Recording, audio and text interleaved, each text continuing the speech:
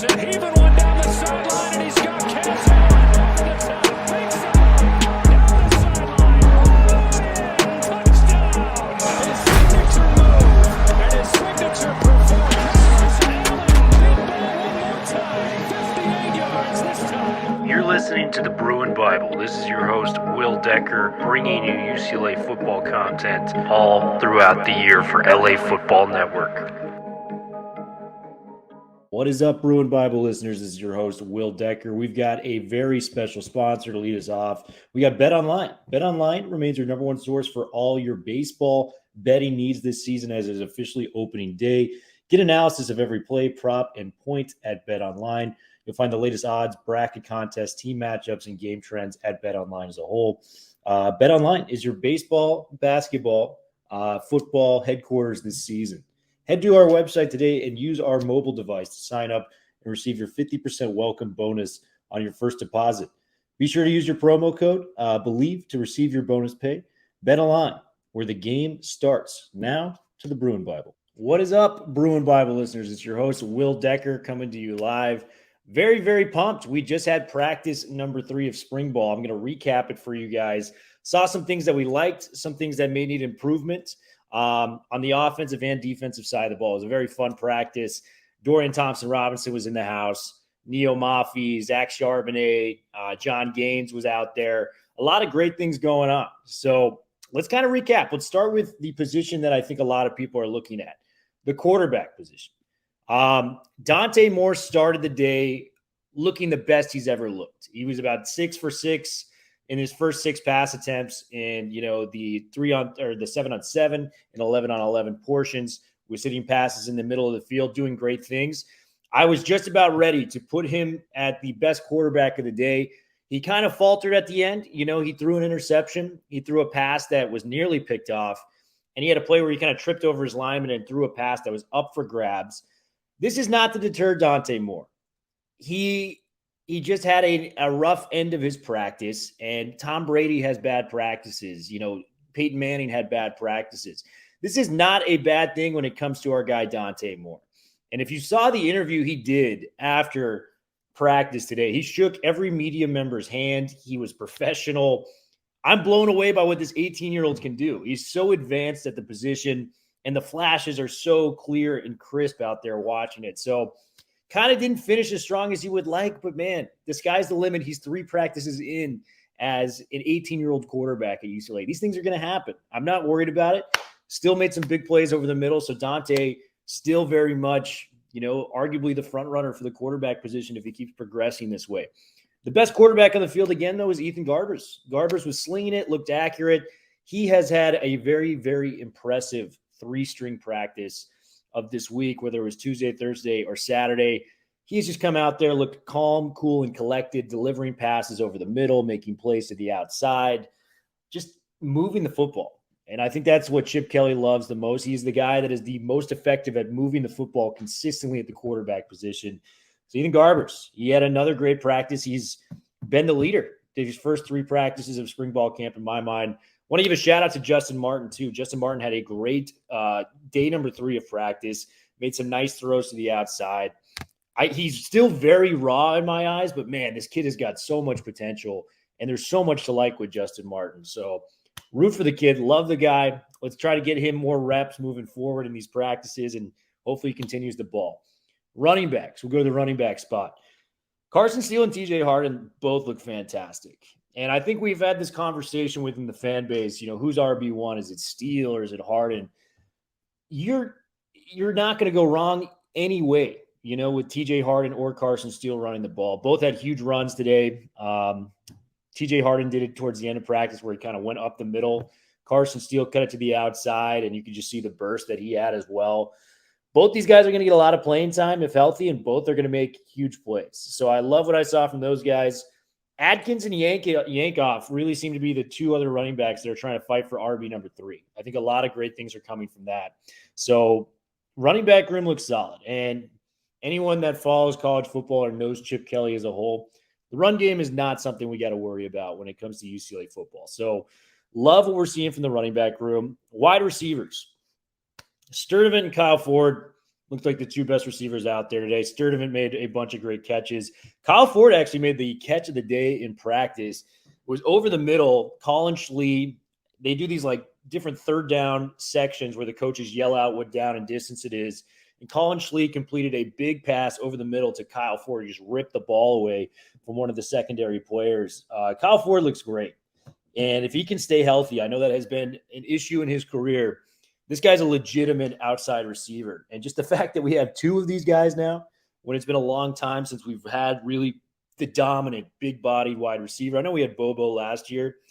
And as much as I like Bobo, I just think these guys are on a little different of a level in Sturdivant and Ford than a Jake Bobo. So it's going to be a lot of fun to watch these guys ball out.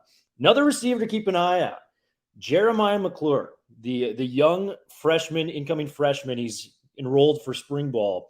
He made some really nice plays on the outside, and I think it's unfortunate because this receiving core is so loaded.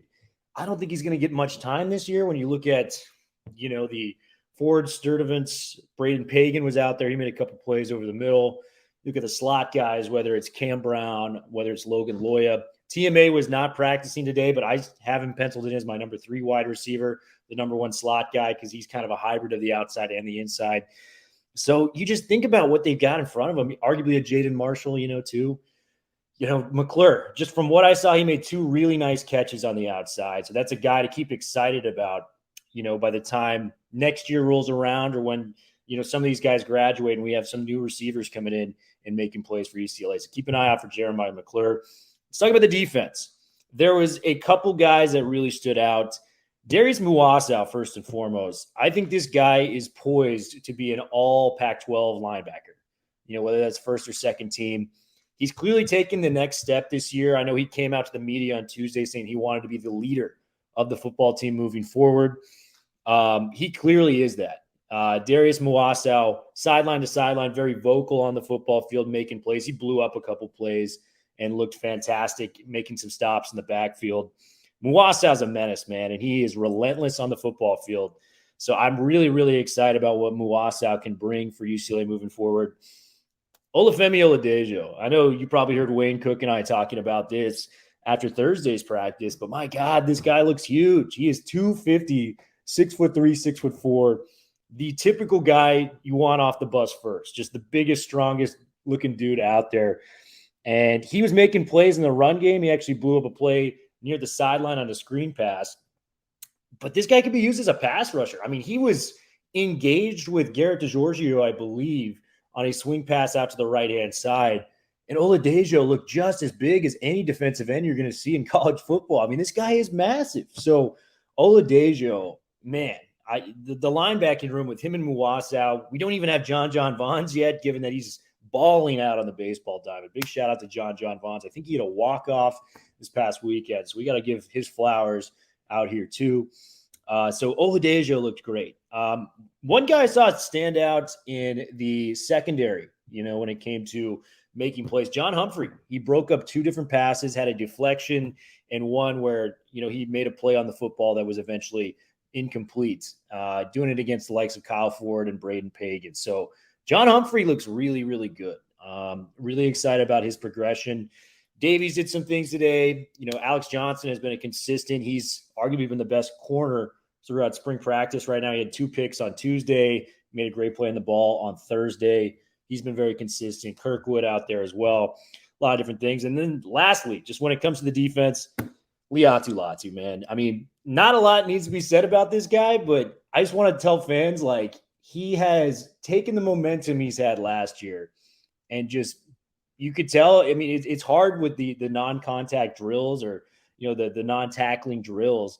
This guy's blown up about 5 or 6 plays in spring ball, just coming off the edge where they'll have to either blow the whistle or he'll bat down a ball or they'll just throw it in the dirt.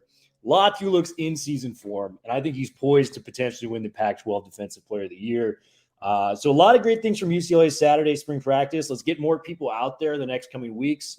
I was able to chat with some people out there that are big Bruins fans. So I love talking to all of you guys when we can and making sure our UCLA Bruins are going for everything we've got and just having a blast. So much love to everyone who listens to the Bruin Bible and loves these updates. We'll keep them coming all throughout spring practice. You guys have an awesome rest of your weekend. Happy Easter, And we'll talk to you guys on Tuesday after spring practice. Take it easy. Is up, Bruin Bible listeners. We have another advertisement for you. We are so lucky to be sponsored by the great people at Athletic Greens. I started taking Athletic Greens specifically because I was lacking energy, lacking focus throughout the day, and needed some special pick-me-up ingredients to make things happen in my life. Athletic Greens has done just that. I've become absolutely addicted to the process. It has over 75 high-quality vitamins, minerals, whole food source ingredients, probiotics, adaptogens to make your life easier by doing this during the day. I like to take it to start my mornings off. I like to do it before a workout. Makes you feel energized, focused, and just have a lot more energy throughout the day than I typically expected. Right now it's the time to reclaim your health and arm your immune system with convenient daily nutrition. It's just one scoop in a cup of water every single day. That's it. No need for a million different pills and supplements to look out for your health. To make it easy, Athletic Greens is going to give you a free 1-year supply of immune-supporting vitamin D and 5 free travel packs with your first purchase.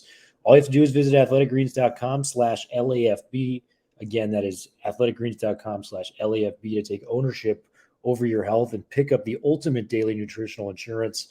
Athletic Greens, a game changer when it comes to your health and your focus and your mindset.